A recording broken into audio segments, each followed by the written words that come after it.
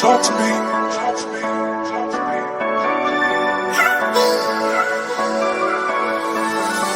Talk to me.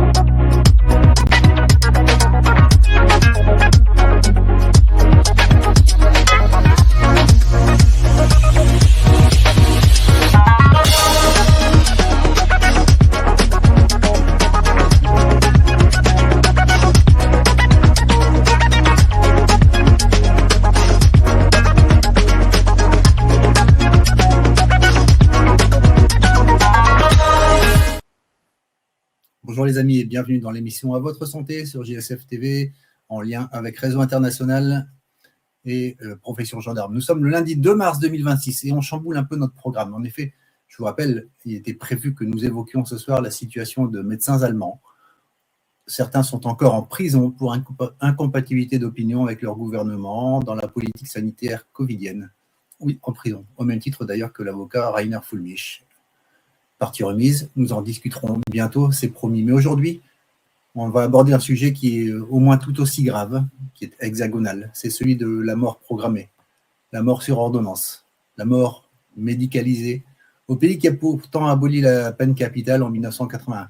Comme vous le savez, le Parlement a adopté la semaine dernière, en deuxième lecture, par 299 votes pour et 223 contre, la loi fin de vie permettant de légaliser l'euthanasie et le suicide assisté. Premiers concernés, les plus vulnérables d'entre nous, ceux dont il est du devoir de la médecine de soulager les souffrances, de calmer les douleurs physiques, d'accompagner dignement. Alors qu'est-ce que c'est vraiment mourir dans la dignité? Et d'abord, qu'est-ce que c'est que la dignité? Parce que lorsqu'on est diminué, handicapé, en état de déficience physique et mentale, on n'est plus digne? Ou est-ce que la dignité, finalement, ce n'est pas plutôt inhérent à notre humanité? On nous dit que cette loi, adoptée le 25 février dernier en deuxième lecture à l'Assemblée, et après des débats houleux avec des députés qui ont changé d'opinion en réalisant quand même l'ampleur de ce qui était en train de se passer dans l'hémicycle, et notamment au regard de tous les amendements rejetés, tous ces amendements qui étaient autant de garde-fous. Donc ces garde-fous qui sautent, et certainement aussi vraisemblablement que les changements de mentalité se sont faits par les rencontres faites avec des associations de défense des malades.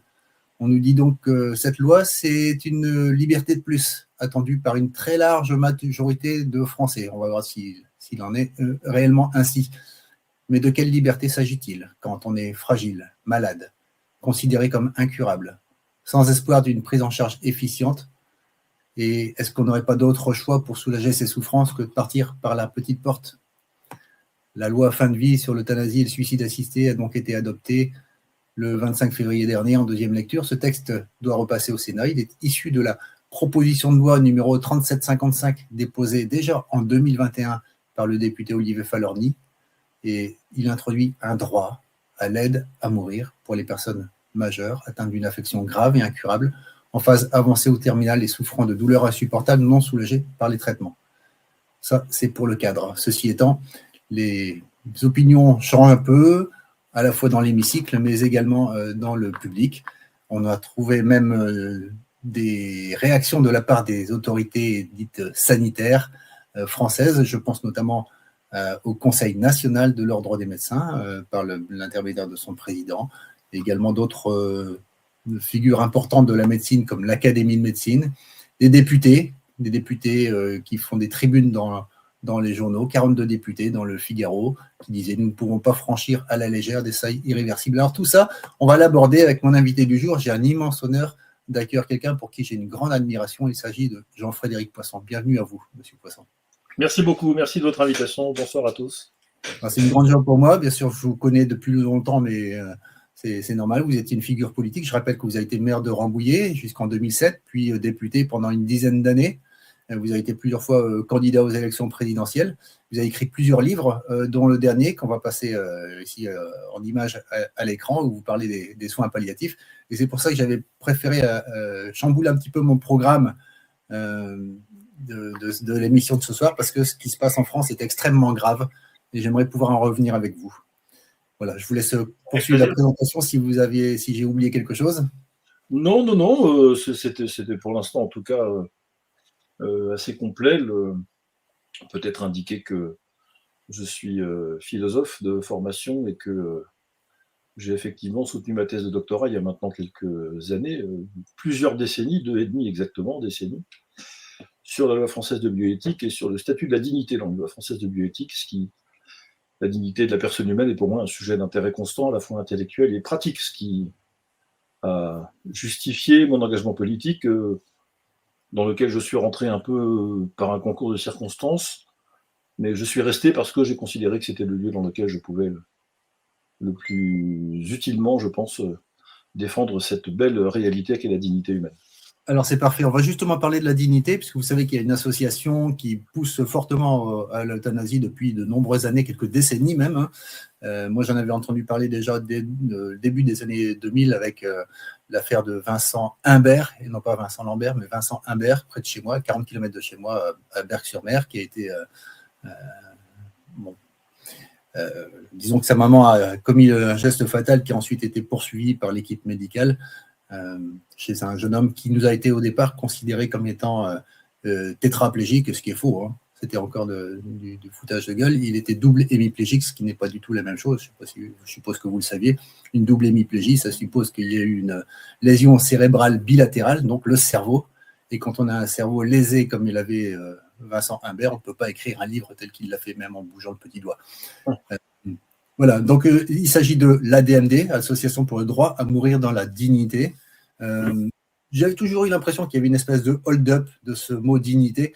Est-ce que vous pourriez pour nous le définir et dire ce que vous pensez de cette association ? C'est un des mots à la fois un peu piégé, un mot valise du débat public contemporain, le mot dignité, parce qu'on a l'impression de savoir ce que ça veut dire. Et en réalité, quand on creuse un peu, il y a deux notions qui s'affrontent de manière presque incompatible. Presque. Pour un certain nombre de personnes dont je suis, la dignité, c'est ce qui caractérise les personnes humaines, au sens où dans la personne humaine, ce qui existe dans aucun autre être dans l'univers, il y a la capacité de se déterminer librement, de choisir librement son action et d'en rendre des comptes.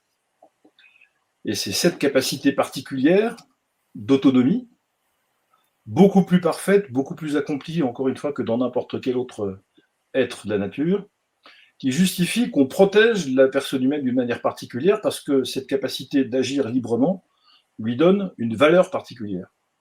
Et donc la dignité, c'est ça. Et cette capacité-là, elle peut être amoindrie, elle peut être empêchée, elle peut être bloquée, elle peut être contrainte, comme par exemple quand on est emprisonné.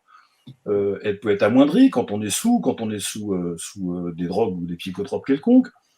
Elle peut être empêchée, comme quand on est handicapé, ou des choses comme ça, mais jamais elle ne disparaît. À aucun moment, aucune personne humaine ne perd cette dignité, cette capacité à agir librement, même si cette capacité peut être un peu empêchée ou contrainte. Et dans cette conception, toutes les personnes humaines sont dignes, comme je dis souvent, sans exception, sans condition et sans restriction.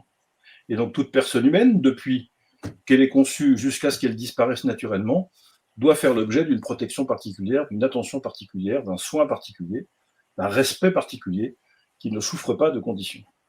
Et en face de ça, il y a une autre conception de la dignité qui se concentre uniquement sur la liberté, pas sur la capacité, mais sur l'effectivité de cette liberté, c'est-à-dire sur la capacité d'être libre, et qui assimile dignité à liberté effective. Et dans ce contexte, on comprend très bien que c'est l'inverse de ce que je viens d'évoquer, pour le coup, ou quasiment l'inverse. Il y a des circonstances dans lesquelles, bien, l'homme n'est plus libre. Parce qu'il ne peut pas agir. Alors, comme je dis souvent en souriant, ça veut dire que quand je suis en train de dormir, je perds ma dignité. C'est un peu dangereux comme notion, vous reconnaîtrez, parce qu'évidemment, quand je dors, je suis libre de rien, puisque je ne peux pas poser d'acte conscient. Et à la fin du compte, L'association pour le droit de mourir dans la dignité,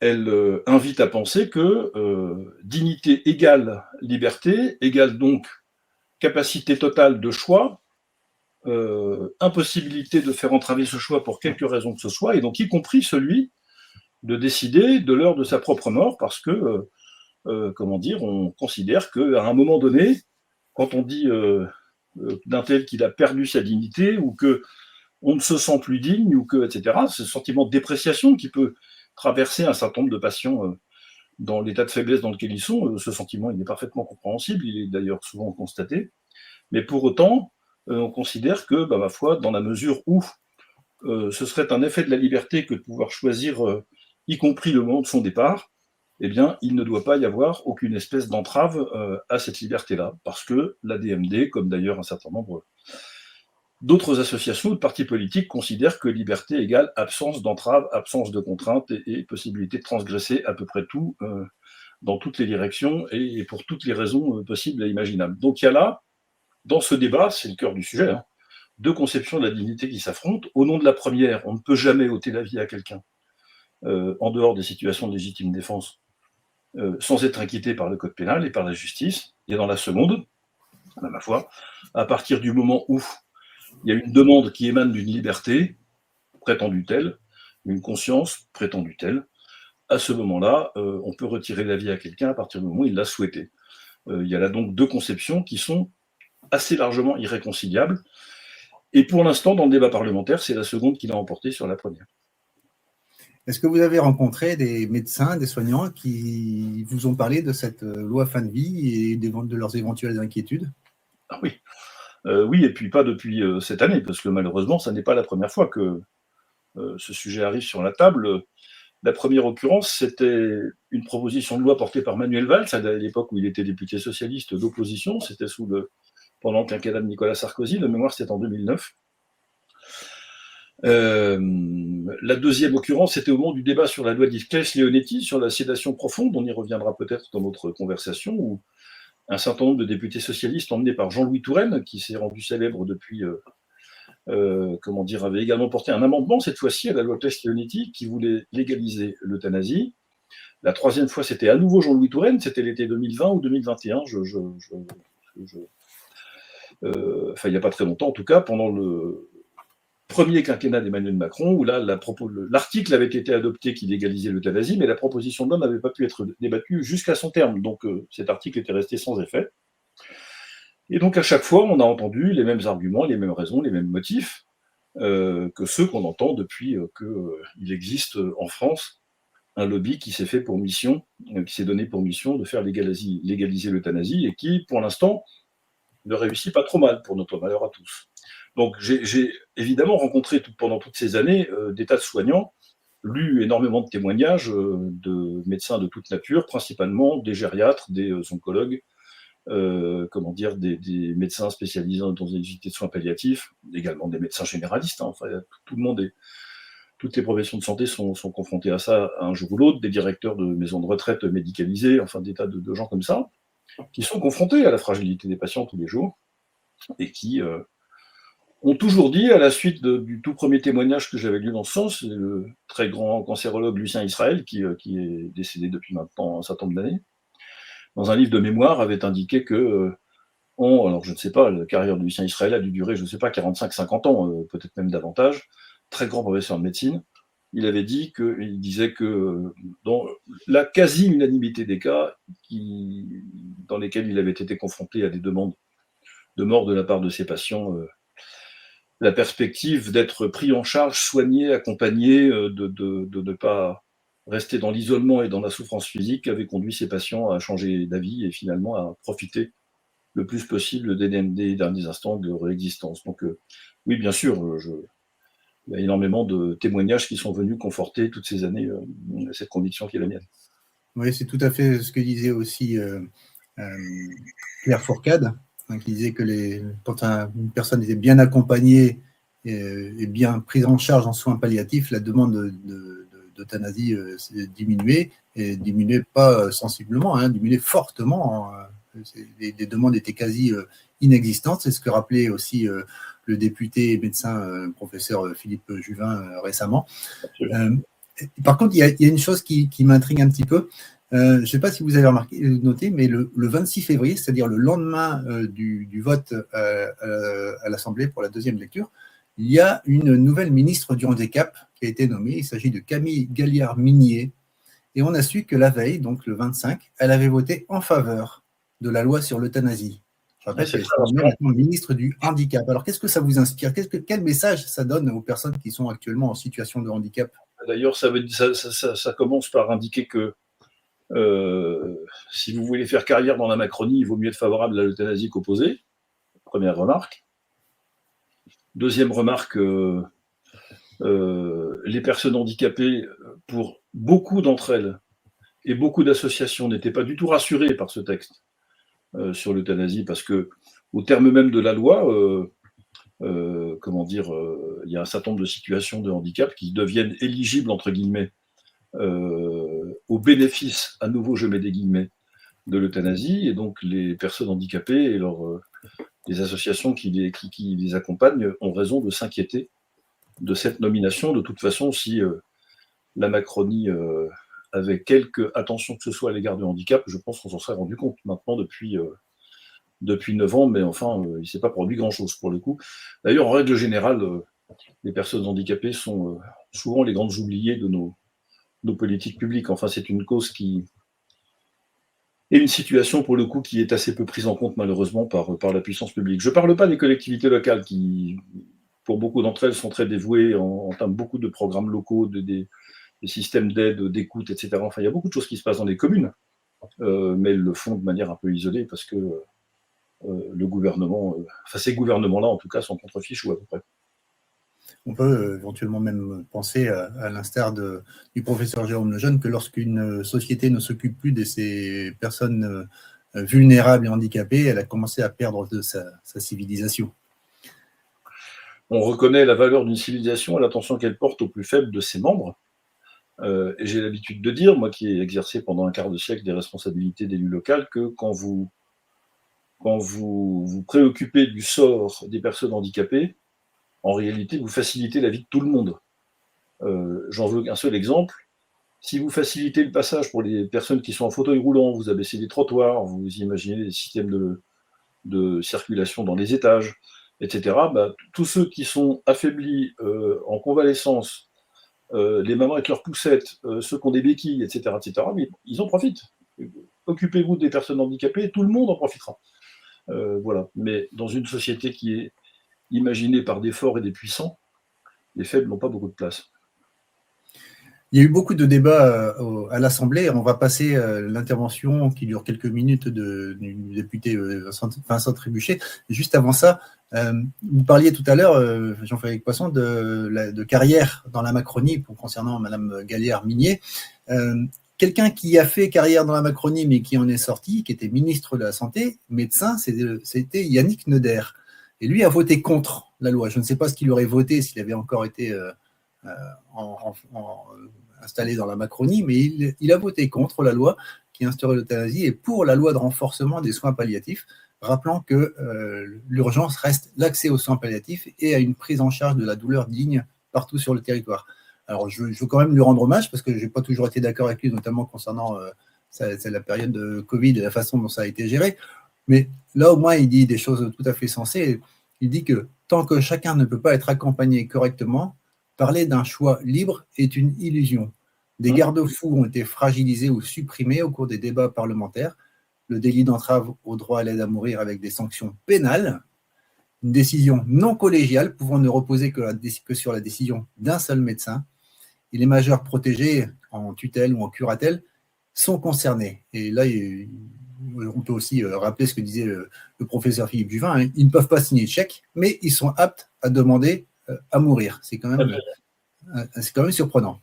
Oui, mais c'est à l'image de cette espèce de frénésie complètement folle qui a conduit une majorité de députés du Parlement à faire sauter tout ce qu'il pouvait y avoir de garde-fous, je mets des guillemets, les uns après les autres, en réalité.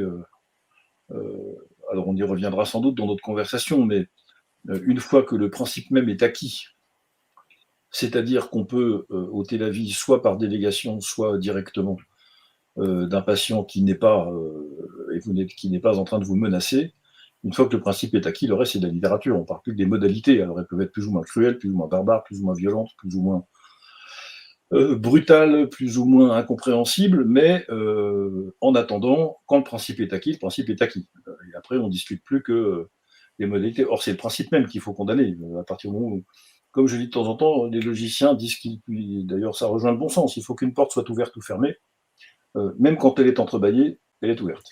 Elle est ouverte et le pied peut passer. Tout à fait. Voilà. J'espère qu'à la régie, ça serait prêt pour pouvoir passer l'intervention du député Trébuchet.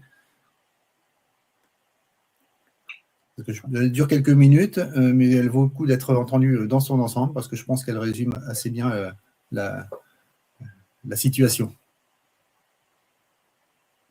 Madame la Présidente, Monsieur le Ministre, Monsieur le Président de la Commission, Mesdames et Messieurs les rapporteurs, mes chers collègues. J'aborde ce débat avec lucidité. J'ai en mémoire, Monsieur le rapporteur Palorni, la manière dont l'an dernier vous avez méthodiquement balayé tous les amendements visant à limiter le nouveau droit de donner la mort pour lequel vous militez. Protection des personnes fragiles, déficients intellectuels, autistes, avis défavorable. Clause de conscience pour les pharmaciens, les soignants, les établissements, avis défavorable. Décision plus collégiale, incluant un psychiatre, un contrôle juridique a priori, avis défavorable. Interdiction de la publicité pour le suicide assisté ou l'euthanasie, avis défavorable. Contrôle des pressions et gains financiers des familles, des mutuelles, des acteurs privés, avis défavorable. Vous avez tout balayé. Pour vous, cette loi, c'est, je crois pouvoir le dire, le combat d'une vie. Cela traduit sûrement une vision de l'homme, la mienne est à l'opposé. Alors que nous sommes députés de la même République et professons la même devise, liberté, égalité, fraternité, j'ai voulu comprendre ce qui nous sépare et je pense que c'est la manière même de concevoir chacun de ces trois mots. La liberté d'abord. À travers cette loi, vous professez une liberté dont les seules boussoles sont le consentement et le désir individuel. L'Association pour le droit à mourir dans la dignité, inspiratrice de cette loi, vous a fait membre de son comité d'honneur. Et depuis sa création, elle milite pour, je la cite, une société idéale constituée d'hommes et de femmes libres qui choisiront le moment de mourir et posséderont le moyen de concrétiser leurs désirs. À cette liberté individualiste, j'oppose la véritable liberté qui est faite pour rechercher le bien. C'est d'ailleurs pour cela que notre code pénal punit ce qui est collectivement reconnu comme un mal, la torture, l'inceste, le vol, etc. Or, depuis des millénaires, l'interdit de tuer est un repère universel qui s'impose de l'intérieur à chaque homme et qui fonde notre vivre ensemble. Vouloir détruire ces repères, c'est détruire le sens même de la liberté. L'égalité ensuite. À travers cette loi, vous professez une égalité uniquement en droit, qui se décréterait. Mais c'est un leurre de croire que les Français seront égaux face à ce droit à la mort. La majorité d'entre eux, d'ailleurs, bien lucidement, redoutent qu'elle ne s'applique en priorité aux plus vulnérables et aux plus pauvres, comme le montre l'exemple des pays ayant légalisé l'euthanasie et le suicide assisté. Face à cette égalité de façade qui se paye de mots, je préfère professer l'égalité de dignité de toute personne humaine qui ne se décrète pas dans une assemblée, mais qui nous oblige au quotidien. Justement parce qu'une personne est malade, souffrante, défigurée, il est de notre devoir de lui dire combien elle est belle et digne dans son être même. À l'inverse, vous rendez-vous compte de la violence de l'expression « mourir dans la dignité ». En jugeant certaines morts indignes, vous faites ainsi de la dignité un prix à conquérir, certains en étant capables et d'autres pas. Rien ne blesse plus l'égalité. La fraternité, enfin. À travers cette loi, vous professez une fraternité qui va jusqu'à donner la mort. L'ultime geste fraternel serait de supprimer le frère pour supprimer sa souffrance. Quel renversement, quel abandon, quelle autodestruction même de la fraternité. Cette vision de la fraternité est portée de longue date par la franc-maçonnerie, qui voit dans cette loi, et ce sont ses dires, un aboutissement, une réponse même aux demandes des frères maçons parlementaires. Mais la véritable fraternité, ce n'est pas de donner la mort à l'autre, c'est de donner sa vie pour l'autre. C'est ce que font nos soignants quotidiennement. Ils répondent à la souffrance, non par la piqûre létale, mais par le geste qui soigne et la présence qui aime. Leur interdirons-nous demain, sous prétexte de délit d'entrave, de redonner goût à la vie, même courte, à quelqu'un qui voulait mourir? Monsieur le rapporteur, mes chers collègues, voyez dans mes propos du respect et de la considération. Je vous partage humblement ce que me dicte ma raison et ma conscience, espérant que cela fera écho dans la vôtre. J'en ai l'intime conviction. Notre Assemblée peut sortir grandie de ces débats si elle rejette cette loi de la mort provoquée pour choisir la vie. Alors que nous sommes plus divisés que jamais politiquement, les soins palliatifs, eux, sont les artisans éminents de notre unité nationale, en ce qu'ils tiennent, en notre nom à tous, dans les lieux de la fragilité extrême, la promesse du non-abandon jusqu'au bout et pour tous. Ils nous demandent solennellement de ne pas casser ce trésor national, ce que ferait à coup sûr une loi légalisant le suicide assisté et l'euthanasie. Chers soignants, chers éligibles, comme on vous appelle désormais, nous allons nous battre pour cela, et si par malheur cette loi est votée, gardez confiance. Aucune loi ne pourra jamais forcer votre conscience à faire un mal. Des millions de Français continueront de vous soutenir, et cette loi, ce Parlement ou un autre, un jour l'abrogera, car la vie triomphera. Je vous remercie, monsieur le député. La parole est... Voilà, des mots forts et à la fois sobres. Et tout me semble dit à la fois sur le respect qu'on doit à la vie en toutes circonstances, mais également le respect que l'on doit aux personnes vulnérables et aux soignants qui seront amenés à subir cette éventuelle nouvelle loi si jamais elle passe au Sénat. C'est un très beau discours, tout y est. Il n'y a pas un mot à retirer ni à ajouter. Le résumé est parfait, l'inspiration, la torsion qui est infligée aux principes, aux valeurs de la République, comme on dit de temps en temps, en démonstration d'ailleurs supplémentaire du fait que ces fameuses valeurs de la République sont en fait à contenu, géométrie et volume variable, et qu'on y met à peu près tout ce qu'on veut, et qu'en réalité le sens est soumis au poids des majorités qui passent, ce qui est terrible pour un principe, parce qu'en principe, un principe est censé, pardon pour la répétition, est censé être immuable. Donc là, on a des contenus, des définitions de circonstances qui soutiennent, qui avantagent ou qui favorisent tel ou tel projet plutôt que tel autre. Enfin, c'est quelque chose de très particulier, très violent là encore. Et ça fait partie des éléments qui, petit à petit, permettent à l'opinion publique de se rendre compte du réel contenu de ce texte. C'est une des vertus du temps politique, de temps en temps. On dit que le débat public, en fait, ne sert à rien parce qu'on perd son temps, etc. Non, il y a deux vertus du débat public. La première, c'est que ça prend du temps. Or, le temps, c'est de la matière première pour le décideur politique. C'est-à-dire, pendant qu'il est consacré à quelque chose, il ne fait pas autre chose. Et le deuxième, c'est que quand vous faites durer les débats, il y a un moment où ceux qui veulent cacher leurs intentions les dévoilent, parce qu'à force de parler, ils finissent par dire des choses qu'ils n'avaient pas prévu de dire. Il y a des expressions qui sont très emblématiques et qui sortent comme ça, ou des amendements. Et là, on a bien vu que, en réalité, au fur et à mesure des débats, des amendements sont venus modifier ce texte, et ce qui a contribué à faire changer d'avis un certain nombre de parlementaires, c'est précisément le caractère absolument lunaire d'un certain nombre d'amendements ou de dispositions qui ont été adoptées et qui n'étaient pas prévues. Quant à la position de M. Noder, vous avez raison de la saluer. Il me semble que pendant qu'il était ministre de la Santé, son point de vue était un peu plus mitigé que ça. Et que, autant que je me souvienne, sa première position c'était bah oui, mais enfin, si c'est très encadré, vous comprenez, il faut quand même. Étant revenu dans l'opposition, peut-être qu'il est revenu en même temps à récipicence, c'est pas impossible. On va dire qu'il fait partie des nombreux députés qui ont réfléchi un petit peu plus à la question avant de se prononcer et de voter. Ils ont été quand même assez nombreux et c'était plutôt transpartisan. Hein. On peut saluer quand même, je ne peux pas tous les citer, parce qu'il y a même des noms que je ne connais même plus, mais ça a été quand même, il y a eu beaucoup de députés qui se sont signalés comme ayant dit au départ j'étais plutôt favorable, et après réflexion, non, je vote contre. Il y a c'est assez encourageant malgré tout, non ? 27 députés de plus qui ont voté contre au cours de la première lecture. Bon, l'écart est encore sensible, hein, puisqu'on est il y a 70 voix d'écart pour l'instant, mais enfin, à force d'en faire changer d'avis 30 à chaque fois, ça va finir par inverser le mouvement. Donc il faut souhaiter que ça dure. Et comment dire, moi j'ai rarement vu les textes sociétaux aussi controversés que celui-là, y compris d'ailleurs, pas dans l'hémicycle, hein, parce que les débats parlementaires sur ce genre de sujet sont toujours assez brutaux, très vifs. Mais là, de voir que dans quasiment tous les groupes politiques, il y a des parlementaires qui sont pour et d'autres qui sont contre et qui s'abstiennent, on voit bien qu'il y a une très grande hésitation.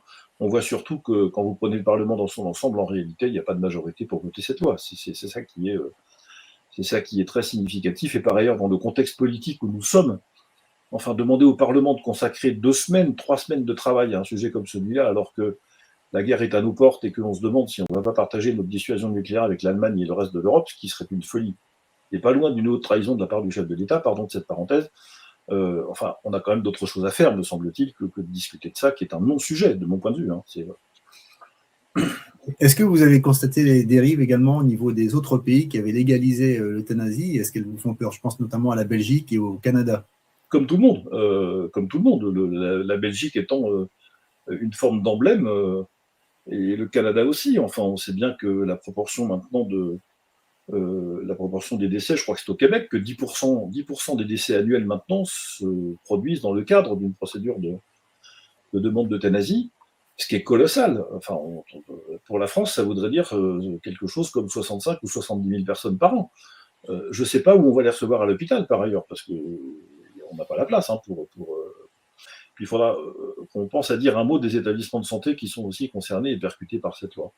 Bien sûr qu'il y a des dérives, mais de toute façon, vous savez, sur tous ces sujets, dès qu'on commence à vouloir légiférer sur la vie humaine, c'est-à-dire dès qu'en fait, on est amené à considérer que la dignité humaine, finalement, elle ne va pas de soi, elle n'est pas reçue, elle est décidée par l'autorité politique. Dès qu'on rentre dans cette mécanique, qu'on met le doigt dans cet engrenage-là, alors nécessairement, on en vient à se dire quand même, bon, c'est un peu dangereux. Dans un premier temps, on se dit, bon, on va quand même le faire, mais on va le faire timidement. Article 1, c'est permis, puis article 2, il y a des exceptions, des règles, des modalités, etc. Puis petit à petit, on se rend compte que l'article 1 demeure, on peut, et les articles suivants qui sont censés, restreindre l'application de ce principe, petit à petit, les réserves, les garde-fous, les barrières tombent les unes après les autres. C'est ce qui s'est produit en Belgique, avec en particulier le décès de cette jeune femme qui est assez connue. C'était une des victimes de l'attentat à l'aéroport de Bruxelles en 2016, quelques mois après les attentats du Bataclan à Paris. Elle a été victime de cet attentat, elle en a conçu une dépression dont elle n'est jamais sortie, ce qu'on peut parfaitement entendre, hein, parce que le syndrome post-traumatique, quand on s'intéresse un peu à ces sujets-là, on sait que ça peut durer, que ça peut être extrêmement profond, qu'on peut ne jamais en sortir. Et elle a demandé à être euthanasiée. À l'origine, il y a 20 ans, quand la Belgique a légalisé l'euthanasie, ce type de pathologie n'entrait pas dans le cadre de la loi.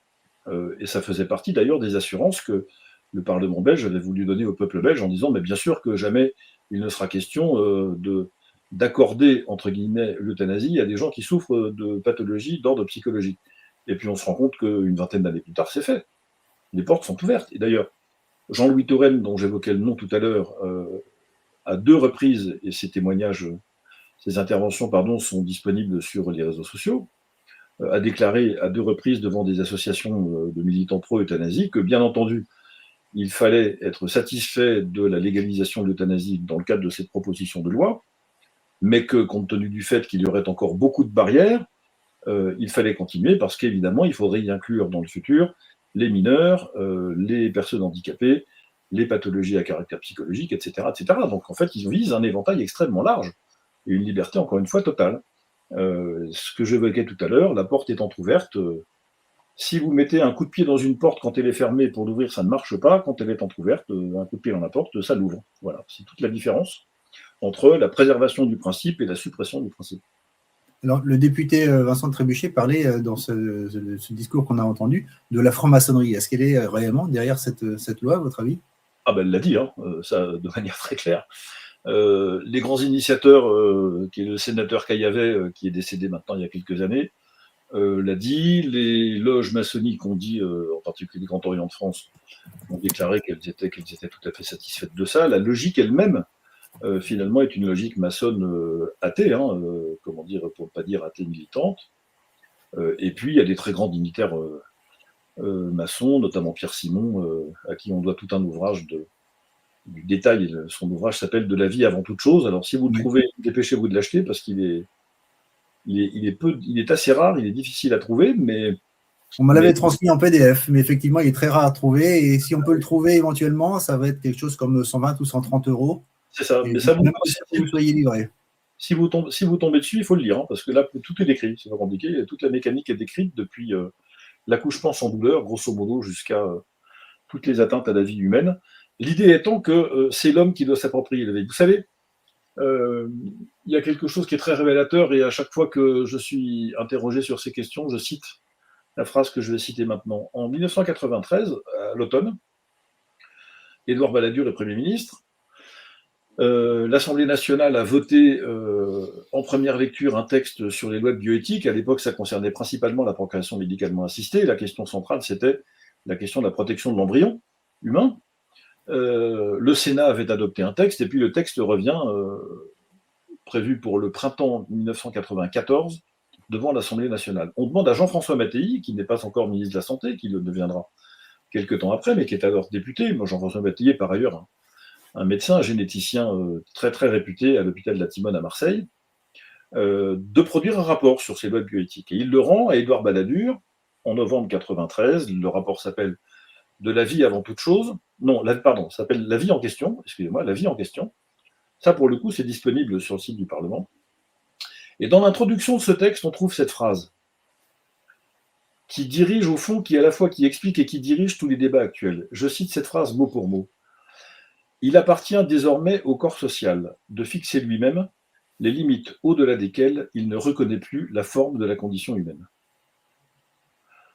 Je répète, il appartient désormais au corps social de fixer lui-même les limites au-delà desquelles il ne reconnaît plus la forme de la condition humaine. Ce qui veut dire que, à partir de maintenant, dit Jean-François Mattei, c'est au corps social de dire qui est humain et qui ne l'est pas. La conséquence, c'est qui est protégé par la loi et qui ne l'est plus. Et donc, il appartient au Parlement de définir qui est une personne humaine et qui n'en est pas une. J'arrête là mon commentaire. Tous nos auditeurs auront compris que si vous mettez cette phrase au fronton d'un certain nombre d'établissements pénitentiaires, concentrationnaires ou d'autres de nature absolument détestable, vous entrez assez rapidement dans des mécaniques de sélection, de tri entre les personnes humaines. Et quand on commence à trier les personnes humaines, on sait où ça mène, des hommes et des sous-hommes. Exactement. Et nous y sommes. Alors, l'euthanasie a souvent été promulguée par des associations. On a parlé de la DMD tout à l'heure. Est-ce que vous aviez vu ce qu'avait publié Grégoire Pupin, ce qu'il avait trouvé concernant l'origine eugéniste et, entre guillemets, humaniste de la DMD? Qu'est-ce que ça vous a inspiré? Je connais bien cette association, que d'ailleurs sur mon compte de réseau social X, j'ai accusé de mensonge, parce que M. Romero, qui est son président, qui est un homme, sur le plan humain d'ailleurs, par ailleurs tout à fait sympathique, mais on peut être tout à fait sympathique et défendre des choses qui sont plus que contestables. Il avait reconnu lui-même dans une vidéo que j'ai publiée sur mon compte Twitter, enfin mon compte X, qu'évidemment on avait raison et qu'évidemment cette association racontait des bobards aux gens. Et je crois, dans cette vidéo, si nos auditeurs vont la voir, ils entendront M. Romero lui-même dire « mais évidemment, bien sûr qu'on ment, parce que sinon on ne peut pas y arriver ». C'est ça l'escroquerie. Si vous dites la vérité aux gens sur la réalité de ce qu'est l'euthanasie, si on commence à décliner article par article les différentes dispositions, si on commence à dire aux pères de famille, si votre fille vient vous voir et qu'elle vous dit qu'elle veut être euthanasiée et que vous avez le malheur de lui dire « ma fille chérie, non, ne fais pas ça, s'il te plaît, par pitié, etc. », vous êtes en train d'exercer sur votre fille une pression morale et vous êtes passible de 30 000 € d'amende et de 2 ans de prison. C'est ça ce texte. On n'a même pas le moyen de contrôler, de s'assurer, avant que l'euthanasie n'ait lieu, qu'elle va se passer dans des conditions prévues par la loi. Il y aura un contrôle a posteriori, un contrôle posthume. Vous parlez d'un truc. On n'est pas en train de faire le service à présent d'une voiture. Vous avez, quand vous contractez un abonnement sur Netflix, vous avez 14 jours pour le résilier. Là, vous avez le droit, vous avez 48 heures éventuellement pour changer d'avis. Mais enfin, on est chez les dingues. Il s'agit de la vie et de la mort, il ne s'agit quand même pas d'un prêt immobilier. Enfin, de quoi parle-t-on? Donc en réalité, cette banalisation forcenée de la vie humaine, qui devient finalement une espèce de chose qu'on traite comme on traite les objets commerciaux, comme on traite les objets marchands, comme on traite n'importe quel type de procédure, de contrat, etc. c'est un affaiblissement considérable de la vie humaine, donc de la dignité des personnes humaines. La DMD, comment dire, on est consciente, j'en sais rien, en tout cas, ça lui est égal, c'est pas son sujet. Son sujet, c'est la liberté absolue qui consiste à faire en sorte que, pardon, on marque une étape de plus dans la désacralisation de la vie humaine, car derrière ça, il y a le projet de savoir qui est propriétaire de la vie humaine, qui définit ce qui est humain et qui ne l'est pas, qui a le pouvoir sur la vie. Moi, je suis un chrétien, je considère à titre personnel que c'est Dieu qui a le pouvoir sur la vie, et même si on n'est pas chrétien, je n'aime pas du tout cette idée que quelqu'un d'autre que moi puisse avoir un pouvoir sur ma vie, décider de savoir si j'ai le droit de vivre ou si j'ai pas le droit de vivre. Je n'aime pas ça du tout, quelles que soient les circonstances et quel que soit le motif. Vous voyez ? Donc, je pense qu'il y a là un combat philosophique. Bornons-nous à dire qu'il est philosophique si on est quand on n'est pas croyant. Quand on est croyant, c'est le combat, comment dire, de Dieu contre la volonté, enfin de la volonté humaine contre le pouvoir de Dieu. C'est comme ça que ça se joue. C'est pour ça que le combat d'ailleurs est si violent, si brutal et si long. Si on revient en arrière sur les lois sociétales, revenons 12-13 ans en arrière, avec la loi sur le mariage pour tous, qui a été adoptée en 2013, grâce à Christiane Taubira. Est-ce que vous vous rappelez qu'il y a eu des mouvements quand même de contestation et tout à fait pacifiques, qu'on a appelé le mouvement des veilleurs? J'ai remarqué, j'ai vu passer quelques vidéos où on montrait qu'il y avait exactement la même chose qui se passait maintenant devant l'Assemblée, qui s'est déroulé le jour même du vote au Sénat, si on peut passer la vidéo, parce que c'est assez impressionnant. Oui. Il y a du monde, c'est très pacifique, ça chante, c'est assis avec quelques petits lumignons, et autour, il y a la police, il y a la Bravem, et il y a des policiers qui font évacuer manu militari toutes les personnes qui sont assises tranquillement. C'est mélangé, c'est fini. C'est bon. Je suis au courant. C'est mélangé, C'est une très courte vidéo, mais on voit ils sont en train de chanter le chant de l'espérance, comme c'était le cas avec le Manif pour tous en 2012-2013. Exactement. Oui, devant le Palais Bourbon, ils ont été évacués manu militari. Je ne sais pas comment cette manifestation a été organisée, j'en sais rien, je suppose qu'elle a été déclarée parce que je connais bien ce mouvement et je sais qu'ils sont absolument sérieux et tout à fait comme il faut. Mais encore une fois, il y a une telle frénésie de la part des pouvoirs publics à faire adopter, quoi qu'il arrive, ce texte, que tous les opposants sont susceptibles d'être réduits au silence, en tout cas quand les autorités le peuvent. Alors pour une manifestation, évidemment, c'est plus facile. Pour les réseaux sociaux, profitons des quelques derniers mois de liberté avant la censure généralisée qui arrive au mois de septembre pour en parler, parce qu'à partir du mois de septembre, ça va être un peu plus compliqué. Alors on s'organisera de toute façon, mais ça va être un peu plus difficile. Ce que je vois, c'est que, imaginez quand même que la présidente de l'Assemblée nationale, qui s'est déshonorée plusieurs fois d'ailleurs, puisque elle crache à longueur de journée sur le Rassemblement national, mais enfin, elle oublie que sans les voix des députés du Rassemblement national, elle ne serait plus présidente de l'Assemblée nationale. Donc, de temps en temps, souviens-toi de qui t'a fait roi, comme dit l'adage. Entre parenthèses, on attend toujours qu'elle ouvre une enquête parlementaire concernant l'affaire Epstein. Je ferme la parenthèse. Ça, mon cher, ça risque pas d'arriver, parce que il me semble qu'elle était avocate dans un des cabinets qui défend quelqu'un qui est impliqué dans l'affaire. Enfin, il y a encore des choses qui ne sont pas très claires là-dedans. Passons. Elle a quand même trouvé le moyen de réduire à 1 minute le temps de défense le temps de défense ou le temps des interventions à certains moments des débats parce qu'il fallait aller vite. Et la grande peur des bien-pensants, comme disait Bernanos dans un ouvrage célèbre, j'invite nos auditeurs d'ailleurs à jeter un œil parce que c'est d'une actualité, cet ouvrage a été écrit après pendant la guerre, la Deuxième Guerre mondiale, il est d'une actualité féroce, c'est qu'effectivement, le calendrier, finalement, soit trop serré pour permettre une adoption avant la prochaine élection présidentielle. Parce qu'il va de soi que, et ce sera en tout cas pour nous, au Parti chrétien-démocrate, un critère absolu de sélection des candidats et de soutien à des candidats éventuels, il est évident que si le texte était adopté, il faudrait l'abroger, et s'il n'est pas adopté, il n'est pas question de le remettre à l'ordre du jour. Donc là, nous avons tout intérêt à faire en sorte que effectivement les débats durent, qu'ils soient longs, et je sais pouvoir compter sur l'imagination d'un certain nombre de mes collègues députés qui siègent aujourd'hui pour faire en sorte que il fasse durer dans le sens de l'intérêt général des débats qui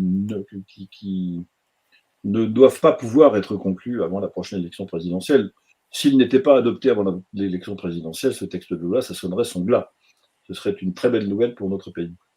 Alors, il y a un sujet aussi qui est assez inquiétant au niveau éthique, c'est le fait qu'on nous a quand même signalé, soit de longue date, qu'on avait en France une pénurie de donneurs d'organes. Or, maintenant, apparaît la loi sur l'euthanasie. On a vu qu'il y a déjà eu des dérives dans d'autres pays où des euthanasies ont duré 36 heures, le temps de prélever l'ensemble des organes à la personne concernée avant clairement de l'achever.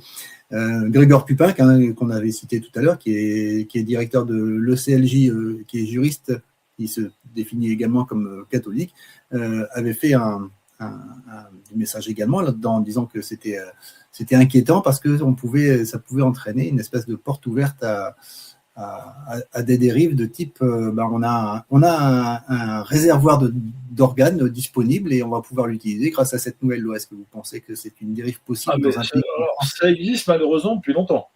Il y a même deux, trois scandales et deux, trois procès en cours, dont un qui est assez célèbre, et je suis en train d'oublier le nom du plaignant, mais c'est pareil, vous pouvez retrouver ça assez facilement. On sait très bien que dans certains hôpitaux, on va se servir allègrement, chez les défunts pour quand on est en manque d'organes. Ça, c'est évident. D'ailleurs, tout a été fait là aussi pour que ça n'arrive pas, puisque on est passé du système de l'autorisation de prélèvement, qui était le régime en vigueur jusqu'à il y a quelques années. Maintenant, c'est un consentement présumé, c'est-à-dire si vous ne vous opposez pas formellement de votre vivant à ce qu'on prélève des organes sur vous quand vous êtes mort, on présume que vous étiez consentant. Donc on va servir, pour être clair. Alors bon, qu'est-ce que ça peut faire que dire quand on est dans sa tombe, on n'a plus besoin de ces organes, hein, c'est évident. Mais il y a là quelque chose qui est c'est comme d'aller piller les tombes, que si vous voulez, vous allez cracher sur les morts. C'est la même chose. Précisément, la permanence, l'universalité de la dignité humaine fait que la civilisation a conduit à respecter même les cadavres. C'est-à-dire que d'une certaine manière, la trace de la dignité ne s'efface pas. Si on enterre les morts et si on ne peut pas profaner des tombes, si c'est interdit d'aller piller des tombes, d'aller cracher dessus, d'aller faire je sais pas quoi, c'est parce qu'on doit aux morts un respect, non pas en raison du fait qu'ils sont morts, mais au nom de ce qu'ils ont été avant de mourir, c'est-à-dire des personnes humaines, pleinement dignes. Et cette dignité garde sa trace d'une certaine manière jusque dans le décès. Donc le fait de mépriser ainsi des personnes qui sont mortes, leur consentement, leur famille, leur je ne sais pas, tout ce que vous pouvez imaginer, d'en faire par ailleurs un trafic qui peut parfois être illégal aussi, hein, parce qu'il ne faut pas se voiler la face. Enfin, quand j'ai soutenu ma thèse il y a 25 ans, j'avais cité des cas très connus, dont la presse internationale d'ailleurs s'était fait l'écho, des enlèvements d'enfants à qui on arrachait les yeux pour remplacer les cornets de très riches occidentaux de l'hémisphère nord, où j'étais tombé sur des annonces dans les journaux indiens, je crois, où les gens disaient que ils vendraient volontiers un de leurs reins contre quelques centaines de dollars. Enfin, ça existe. Malheureusement, ça n'est pas lié à la légalisation en France de l'euthanasie. C'est une chose qui existe depuis très longtemps. L'argent achète tout, même du matériel humain, quoi. Bien entendu, que la légalisation de l'euthanasie n'arrête pas ce phénomène, voire l'amplifie, oui, c'est tout à fait probable. Votre livre s'appelle « Soins palliatifs, la vraie alternative à l'euthanasie », paru en 2023, si je ne m'abuse.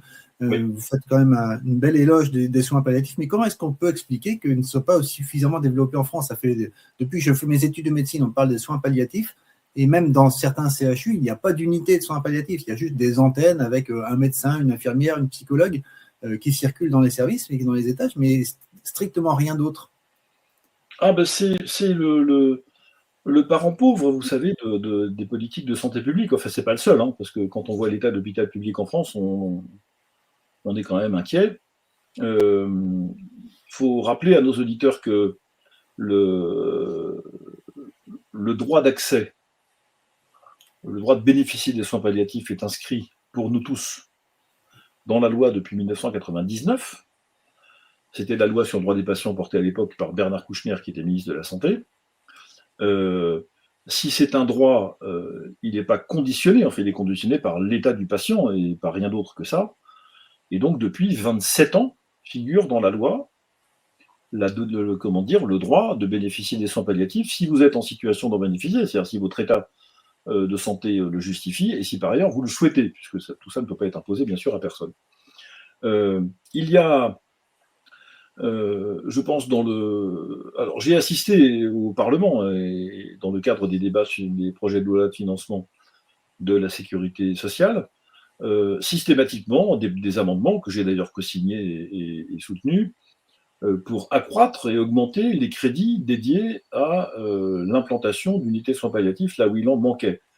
Alors j'ai pas les chiffres, mes chiffres ne sont peut-être pas à jour, mais je crois avoir en tête qu'il manque dans un département sur 4 au moins en France des unités de soins palliatifs et qu'on a grosso modo 60% du nombre de lits au total qu'il faudrait pour répondre aux besoins. On ne l'a pas fait, d'abord par paresse, premièrement, deuxièmement parce que on s'est intéressé dans le cadre des arbitrages budgétaires à des choses qu'on considérait comme plus urgentes. C'est pas très bien lesquelles d'ailleurs, si on voit l'état de notre santé publique aujourd'hui. Et troisièmement, je pense vraiment que si on avait fait ce qu'il fallait depuis 27 ans pour développer les soins palliatifs, faire leur promotion, expliquer aux Français en quoi ça consiste, rassurer les Français sur le fait que plus personne aujourd'hui à l'hôpital, alors il peut y avoir des exceptions, il y a des soignants maltraitants, il y a des gens qui font mal leur métier, il y a des personnels soignants qui s'occupent jamais des patients, qui ne font pas, tout ça est vrai. Enfin, vous êtes mieux placé que moi, docteur, pour savoir que c'est quand même, si ça existe, c'est une toute petite minorité du personnel. Et par ailleurs, quand on voit l'état dans lequel leurs conditions de travail, leurs horaires, la manière dont on les considère, de temps en temps, on peut leur pardonner le fait qu'ils oublient telle ou telle chose. Donc, marginalement, ça peut exister. Mais globalement, dans le système de santé actuel, personne ne meurt en étant complètement isolé. Personne ne souffre le martyre toute la journée sans qu'on vienne lui donner des antalgiques, tout ce qu'il faut pour soulager la douleur. Et quand il y a des unités de soins palliatifs, on s'occupe des gens. On les accompagne, on leur parle, on se débrouille pour que, ils aient une vie aussi digne, aussi confortable. Je mets des guillemets parce que, évidemment, tout ça est sujet à précision, mais que c'est possible. Et le dévouement exceptionnel des accompagnants de soins palliatifs qui peuvent être jusqu'à 6, 7, 8 personnes autour de lui des patients parce que il y a un ergothérapeute, un kinésithérapeute, un nutritionniste, un médecin, une infirmière, on va sortir des idées reçues, hein. Ce n'est pas un mouroir. Les services de soins palliatifs ne sont pas un mouroir. Bien sûr que non. Alors bien entendu, quand on y entre, en général, c'est que la fin se rapproche. Ça, on est d'accord. C'est pas un centre de vacances. C'est une affaire entendue. Mais globalement, on comprend bien, si vous voulez, un élément tout à fait évident. D'ailleurs, ça s'est ressorti au cours des débats au Parlement. La pratique de l'euthanasie, qu'elle soit le suicide assisté ou l'euthanasie directe, c'est pas compliqué, hein. C'est l'infirmière, parce qu'évidemment les médecins ne font pas. C'est l'infirmière qui va chercher l'ampoule de potassium dans la pharmacie de l'hôpital, ça fait 4 minutes. Elle arrive dans la chambre du patient, ça fait encore 4 minutes. Elle met la seringue dans le flacon, elle aspire, ça fait 15 secondes. Elle injecte, dans le perfuseur le contenu de la seringue, ça fait encore 15 secondes, et en 10 minutes, l'affaire est pliée. Vous prenez 10 minutes du salaire moyen d'une infirmière, plus le coût de la fiole, plus la seringue, on doit être à peu près à 25 ou 30 euros. Si vous prenez en revanche 4-5 jours de soins palliatifs, l'immobilisation du lit, les gens qui se pressent autour du patient pour lui accorder le plus de confort et le plus d'attention possible, c'est plus cher, mais c'est plus digne. Et c'est même incomparablement plus précieux que la brutalité avec laquelle on s'apprête à mettre fin à l'existence de personnes qui ne sont pas sur le point de mourir. Donc l'arbitrage budgétaire, il est omniprésent, mais un certain nombre de mes collègues députés qui ont voulu, pendant les travaux en commission, parfois dans l'hémicycle, expliquer que derrière tout ça, il y avait une affaire de gros sous, pointant le fait que les Canadiens, c'est je crois la Fondapol de Dominique Régnier qui a sorti cette étude, les Canadiens avaient fait entre 1,5 milliard et 2 milliards de dollars canadiens d'économie depuis la légalisation de l'euthanasie. On voit bien que la question budgétaire est évidemment omniprésente. Et pour terminer sur ce point, ça n'est pas un hasard que les mutuelles auxquelles vous comme moi, certainement, nous cotisons, en tout cas bon nombre de nos auditeurs cotisent, pendant les auditions dans lesquelles ils ont été entendus, la préparation de cette loi, et même pendant les débats, ont proposé aux parlementaires un certain nombre d'amendements visant à légaliser l'euthanasie, parce qu'évidemment, à elles, à ces mutuelles, ça leur coûte moins cher. C'est très clair. Donc il y a aussi derrière ça une affaire de gros sous. Il ne faut quand même pas se voiler la face. Donc bien sûr que, comment dire, cette ignorance ou cette négligence qu'on a fait peser sur les soins palliatifs depuis 27 ans s'explique par le fait que il y avait depuis cette date des militants pro-euthanasie qui voulaient absolument faire aboutir ce texte, et j'espère qu'ils n'y arriveront pas. Et à partir du moment où vous mettez en œuvre les soins palliatifs comme il le faut, comment dire, eh bien, il n'y a plus besoin de l'euthanasie. D'ailleurs, c'est ce que témoignent les accompagnants de patients qui arrivent dans les services en demandant à mourir, et quand on leur explique qu'ils vont être accompagnés de la façon dont ils vont l'être, dans l'immense majorité des cas, le professeur Juvin disait que c'était entre 97 et 98% des cas, renoncent et puis acceptent, comment dire, l'accompagnement qu'on leur propose. Alors, sont aussi concernés les établissements privés, notamment les confessionnels, qui pratiquent beaucoup de soins palliatifs et sont également concernés par cette loi. Et là, ça les met gravement en situation dangereuse, notamment du fait qu'il n'y a pas de clause de conscience et ils ne peuvent même pas envisager de transférer les patients qui feraient ce genre de demande. Oui, ça c'est un scandale. Très franchement, c'est aussi à l'image de la frénésie que j'évoquais tout à l'heure. C'est-à-dire que. Est-ce que ce n'est pas une attaque ouverte contre ces établissements catholiques ? Ben, bien sûr que oui, mais ce que les pouvoirs publics n'ont pas compris, c'est que s'ils persistent dans cette volonté, les établissements en question vont fermer purement et simplement. Purement et simplement. C'est pas le but. Ben, d'abord, c'est pas le but. Et deuxièmement, ils sont pas là pour ça. Alors, ils iront s'établir ailleurs, à l'étranger, enfin, je sais pas où. Mais je veux dire, est-ce que c'est pas le but recherché par nos autorités aussi bienveillantes ? Certainement pas, mais je pense, enfin, il faut entendre. Hein, j'entendais l'autre jour le président de l'Ordre de Malte,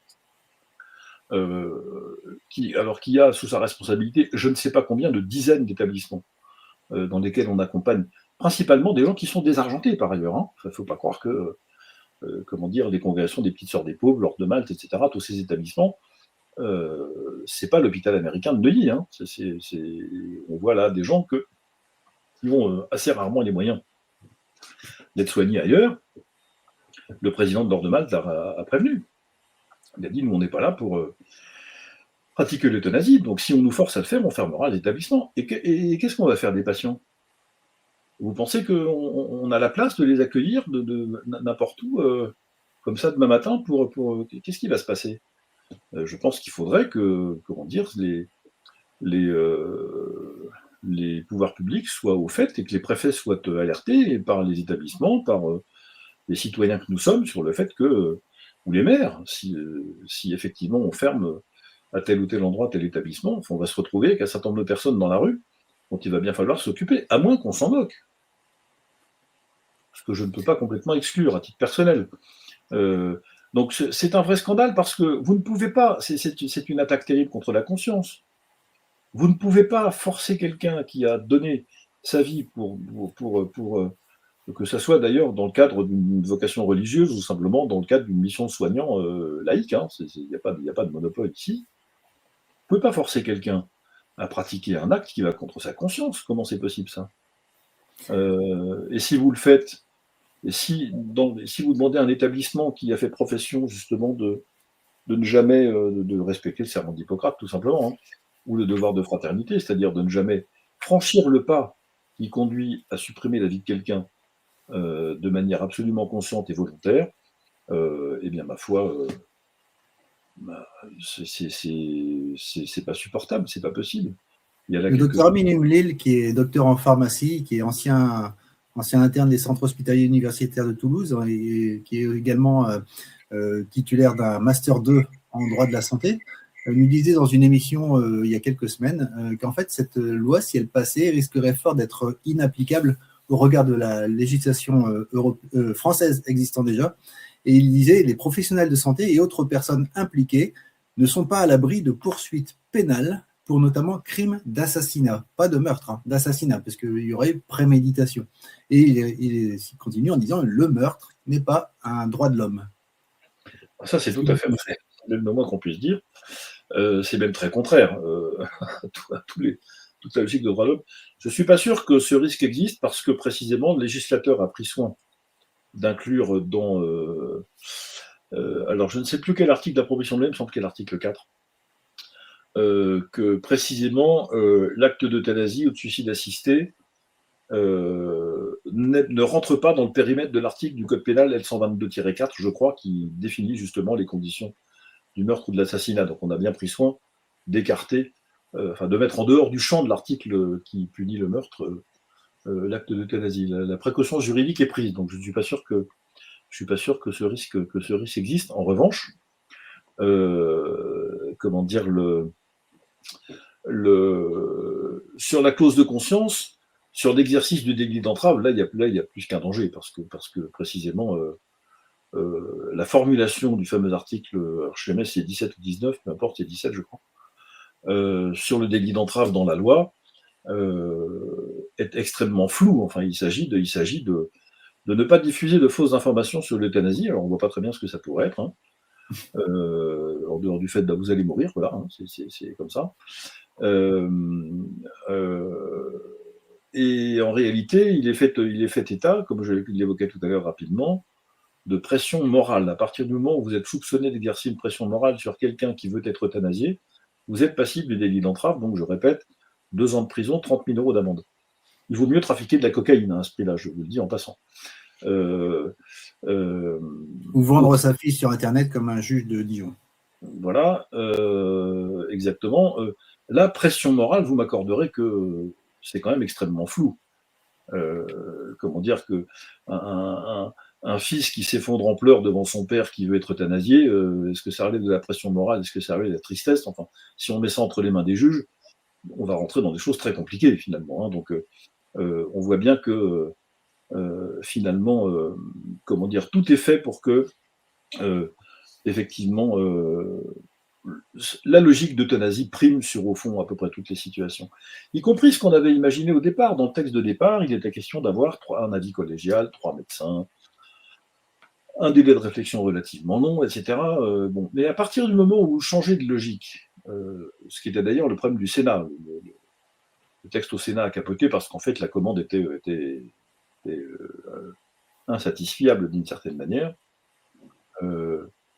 Jean Leonetti a résumé ça très bien. La loi qui porte son nom, celle de 2015-16 sur la sédation profonde, est une loi qui est faite pour les gens qui vont mourir. Et donc qu'on endort en considérant que comment dire, la fin est proche et que pour abréger des périodes qu'on considère comme inutiles, on les endort et ils ne se réveillent pas. Voilà, c'est la sédation profonde dite irréversible. La loi Falorni est faite pour les gens qui veulent mourir. C'est pas du tout la même chose. Et autant dans le cas de la sédation profonde, comment dire, on est face à des pathologies qui sont graves, qui sont incurables, qui sont insupportables et qui sont mortelles à court terme. Alors, quand vous dites à court terme à un médecin, on a dû vous poser quelques fois la question, docteur, il y en a pour combien de temps? Ben, vous ne savez pas, mais vous savez si ça se mesure en heures, en jours, ou en semaines, ou en mois, enfin à peu près. Puis de temps en temps, ben, on ne sait pas parce qu'on ne maîtrise rien de tout ça. Mais globalement, quand vous êtes en phase terminale d'un cancer, on sait qu'en principe, il n'y en a pas pour très très longtemps. Donc ça, ce sont des gens qui vont mourir. Mais des gens qui sont atteints, c'est ce que dit le texte, hein, de pathologies graves et incurables, et qui engagent le pronostic vital. Mais il y en a plein des pathologies graves, incurables qui engagent. Oui, c'est très subjectif ça aussi. Bah, L'insuffisance rénale, c'est une pathologie grave et incurable. Qui engage le pronostic vital. Et voilà. Donc, si vous considérez que vous souffrez de manière insupportable de votre insuffisance rénale, c'est votre droit, hein. Au terme du texte, vous êtes éligible à l'euthanasie. Vous pouvez bénéficier, je mets des guillemets, parce que je ne sais pas si ça veut dire bénéficier de l'euthanasie, mais vous êtes éligible à l'euthanasie, ce qui est un élargissement, encore une fois, du champ qui présage un élargissement encore plus grand et encore plus vaste dans les années à venir, parce qu'on n'a jamais vu une loi de bioéthique ou une loi sociétale au sens large restreindre petit à petit, au fil du temps, son champ d'application. Ça ne s'est jamais vu. C'est comme l'autolimitation de la science par les scientifiques, ça n'existe pas. Vous pouvez chercher dans l'histoire, il n'y a pas de cas. Donc là, c'est pareil, on a entrouvert une porte que on s'évertuera certainement à ouvrir à grands coups de pied dans les années qui viennent. Alors, on a dépassé déjà l'heure d'émission qu'on s'était prévue, mais bon, c'est passionnant. J'ai quand même une question importante pour l'homme, la bête politique que vous êtes. Cette loi donc, a été adoptée en deuxième lecture à l'Assemblée. Elle doit à nouveau repasser au Sénat. À votre avis, qu'est-ce qui va se passer? Quelle va être l'ambiance au Sénat et qu'est-ce qu'on peut en attendre? Est-ce que ce sera juste du consultatif et finalement, cette loi va passer ou est-ce qu'on peut encore faire quelque chose? Ah, on peut toujours faire quelque chose. Il n'y a que les combats qu'on ne mène pas qu'on est sûr de perdre, hein, comme dit l'adage. Donc,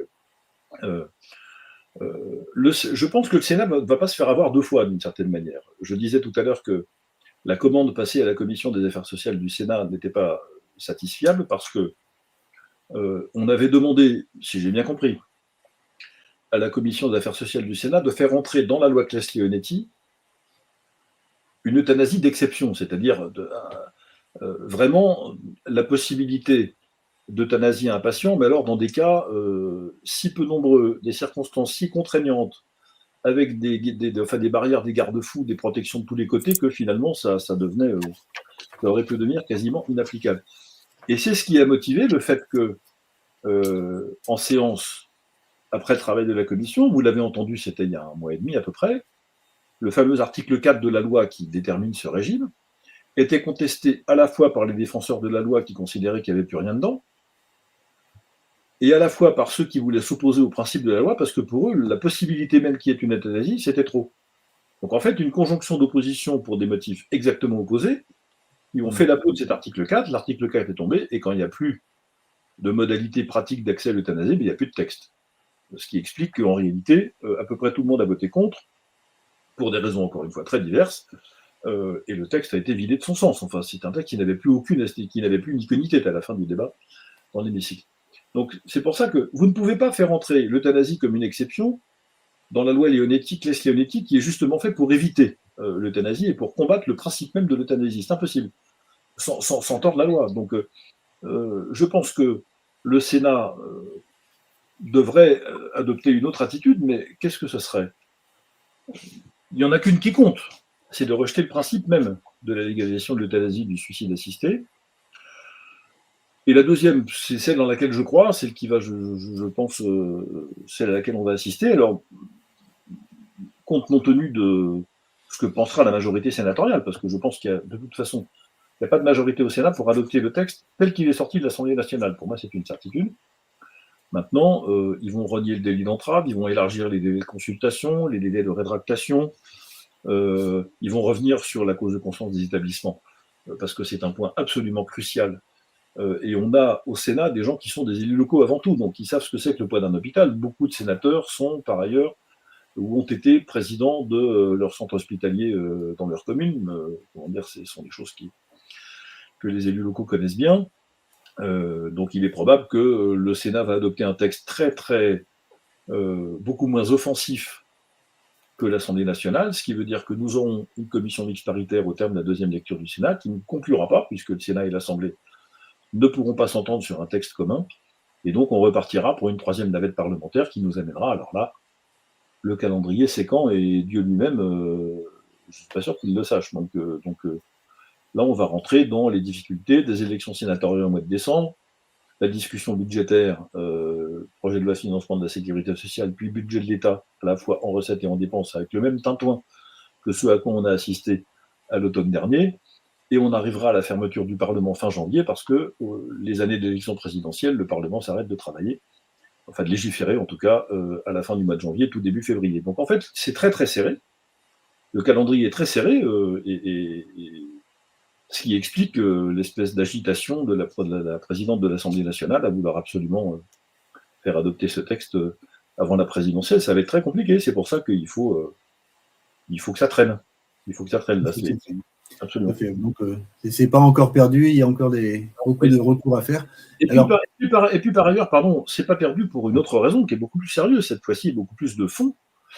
Ce texte est une horreur. Enfin, faut quand même s'en rendre compte, indépendamment du fait que avoir le droit de tuer quelqu'un en dehors des situations de légitime défense, c'est quelque chose qui est absolument antisocial, au sens strict du terme. C'est-à-dire que quand vous entr'ouvrez, quand vous transgressez cet interdit fondamental, c'est tout l'ordre symbolique de la société que vous mettez en danger, parce que ça veut dire que la vie humaine a une valeur relative, mais de manière cette fois-ci affichée, affirmée, enfin sans aucune espèce de restriction. Donc c'est très très grave, et par ailleurs, en plus de la gravité de cette transgression, il y a l'ensemble des modalités qui sont, encore une fois, d'une férocité, d'une brutalité, qui n'a pas d'équivalent dans le monde, hein. C'est le texte le plus permissif, le plus expéditif qu'on puisse imaginer, le plus rapide, le moins gardé, le moins... voilà. Alors, sans compter que ça va nous obliger à réécrire le serment d'Hippocrate, qui dit qu'il ne donne pas intentionnellement la mort, mais bon, ceci étant, il a déjà été réécrit plusieurs fois depuis son origine. Absolument. Alors, il faut quand même tenir compte d'une chose importante, hein, chers amis, c'est que la première chose, c'est, on vient de le dire, c'est pas terminé, les dés ne sont pas encore tous jetés, et vous pouvez encore écrire à vos parlementaires, notamment maintenant, il faut écrire à vos sénateurs, il ne faut pas hésiter à les interpeller. Il faut aller les voir. Allez les voir, exactement. Et là, c'est là que je voudrais rendre hommage à des associations, notamment l'association Alliance Vita, qui fait un travail considérable de réinformation des parlementaires, qui ne peuvent pas tout savoir sur tous les sujets. Donc, il est quand même important de pouvoir que des groupes d'experts puissent leur expliquer les tenants et les aboutissants de sujets qui concernent autant l'être humain et la vie. Et n'oublions pas surtout qu'il y a des dérives. On a parlé des dérives en Belgique, il y en a aussi au Canada. On aurait voulu vous passer une vidéo d'une jeune femme au Canada qui a été handicapée et en fauteuil roulant suite à des vaccinations anti-Covid et qui a demandé de l'aide de l'État. Et la seule aide qui lui a été proposée, c'est on peut vous proposer l'euthanasie. Voilà où on en est maintenant. Hein. C'est dans ce pays qui avait également proposé l'euthanasie pour des gens qui n'avaient plus de moyens financiers. Au lieu de les aider à pouvoir se loger et se nourrir, on leur propose de mettre fin à leur jour. Voilà les dérives, ce que l'on constate dans les pays qui l'ont déjà légalisé. Et voilà ce qui peut arriver en France avec une loi qui est encore beaucoup plus permissive que ne l'est la loi au Canada ou la loi en Belgique. Donc c'est important. N'oubliez pas, chers amis, que ce n'est pas une liberté de plus, même si on veut vous le faire croire. C'est clairement une entrave très nette à votre liberté de vie, avant tout, de pouvoir vivre, et non pas une liberté de mourir. Il n'y a pas de liberté à mourir. Non. Et j'ajouterais que il y a dans ces moments de fin de vie, en tout cas, tous les témoignages concordent là aussi, hein, c'est très violent de priver des familles, des proches, des amis, des frères et sœurs, etc., de moments de pardon, de réconciliation, d'au revoir, etc. Enfin, il y a faire son deuil, c'est pas un exercice facile, hein, jamais. Si en plus il faut le faire dans des conditions de violence telles que 48 heures, la décision d'un médecin qui a l'obligation de consulter vaguement telle ou telle personne et qui prend la décision tout seul dans son coin, parce que l'état du texte aujourd'hui, c'est ça. C'est quand même pour les entourages et pour cette possibilité d'un départ plutôt en douceur, même si tous les départs sont toujours difficiles à vivre, hein, bien sûr. Le décès, c'est quand même quelque chose de terrible, mais ça n'est pas la même chose d'avoir le temps de dire au revoir à celui qui s'en va que de ne pas avoir le temps de le faire. C'est pas du tout la même chose, y compris pour ceux qui restent. Donc il y a là une forme de mépris pour la réalité familiale, pour tout l'univers affectif dans lequel celui qui va s'en aller est inscrit, qui ne me paraît pas là non plus conforme à ce que devrait être l'attention qu'on doit porter à son prochain. Jean-Frédéric Poisson, merci beaucoup. C'était un entretien passionnant. J'aurais bien aimé qu'il n'ait jamais eu besoin d'avoir lieu. On aurait pu discuter de choses plus intéressantes, plus passionnantes. On pourra la prochaine fois, si vous voulez. Oui, on pourrait trouver des sujets beaucoup plus, on va dire, plus vivants que cette idée de l'euthanasie. Hein. Mais bon, ça fait partie de la politique mortifère qu'on vit en France depuis au moins 2020 et sans doute beaucoup plus loin. Je ne sais pas si vous avez encore un petit mot à dire à nos spectateurs avant qu'on puisse quitter. Écoutez, en tout cas, merci d'avoir partagé ce moment avec nous. Si vous avez quelques questions que ce soit ou quelques précisions à demander, je suis joignable sur le site de VIA, Parti chrétien-démocrate. Il y a une boîte contact, enfin, vous pouvez nous écrire autant que vous voulez. Et puis surtout, pour ceux qui sont attentif et désireux de faire triompher le respect de la dignité humaine contre des atteintes qui sont insupportables. Le combat n'est jamais fini, il n'est pas fini, et au fond, faire connaître les pratiques des soins palliatifs, écouter les témoignages des accompagnants, il y en a sur Internet des dizaines, s'imprégner de ce qu'ils font au quotidien pour accompagner. C'est pas parfait, hein. Je lisais tout à l'heure dans le chat quelqu'un qui disait que il y a des agonies aussi en soins palliatifs qui peuvent être longues, bien sûr, mais ça veut dire que pour le coup, là, ce sont visiblement des gens qui ne connaissent pas la loi Leonetti sur la sédation profonde terminale. Les lois ne sont pas très connues, les pratiques ne sont pas complètement identifiées par les personnels soignants, donc il y a du travail à faire encore, je ne nie pas ça. Mais le prix est tellement cher à payer en inscrivant cette transgression de l'interdictuel dans la loi qu'il faut vraiment tout faire pour que les soins palliatifs soient connus, que le travail des accompagnants soit mieux connu. Et une fois qu'on a entendu ces témoignages-là, on est convaincu du fait que les soins palliatifs sont évidemment la seule vraie alternative possible à l'euthanasie. Et je comprends qu'en l'absence de soins palliatifs, on puisse avoir envie d'en terminer rapidement, parce que qui a envie de souffrir le martyre pendant des jours et des jours sans solution? Personne. Évidemment, personne. Moi, le premier. Mais je sais que d'autres solutions, parce que j'ai eu la chance de pouvoir y travailler, de rencontrer des gens, d'y être confronté également. Donc, je sais que tout ça existe. C'est ça qu'il faut faire connaître. Et c'est ça le travail peut-être qui est à faire pour convaincre l'opinion publique et nos élus qu'une autre voie est possible. Merci en tout cas de cet entretien. Les soins palliatifs est un vrai remède contre les dérives euthanasiques. Merci beaucoup Jean-Frédéric Poisson. On n'oublie pas qu'une société normale ne tue pas ses semblables et encore moins les plus vulnérables d'entre elles. Merci beaucoup à vous. Soyez Merci. heureux les amis, vivez heureux parce que c'est, vous savez, ce qui les embête le plus, ceux qui nous guérissent. Au revoir. Au revoir.